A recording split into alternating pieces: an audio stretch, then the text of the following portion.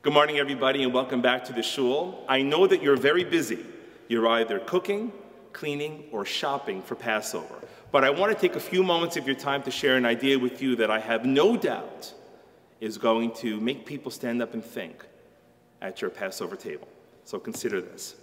One of the most prominent symbols of the Passover Seder is the matzah. The matzah has an interesting duality to it that I want to share with you.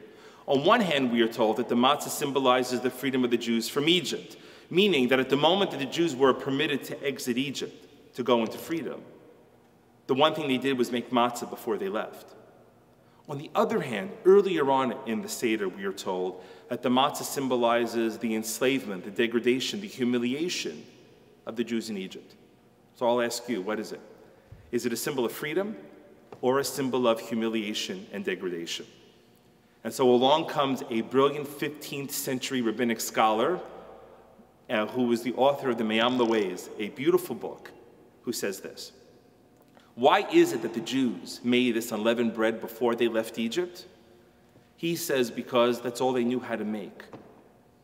The matzah was a symbol of their humiliation and degradation and their enslavement because the Egyptians fed them matzah.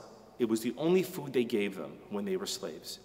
And as anybody who has ever eaten matzah knows, it gives you this sense of being bloated and full, but it really has very little nutritional value.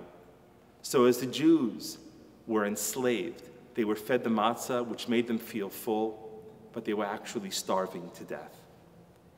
On Passover night, we remember that horrible moment in our history and this remarkable thing.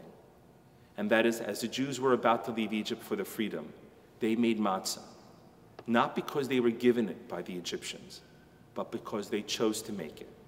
And one of the greatest symbols of freedom is to take something of pain and to make it into a symbol of hope, which is what we did. Chag Sameach, happy holiday.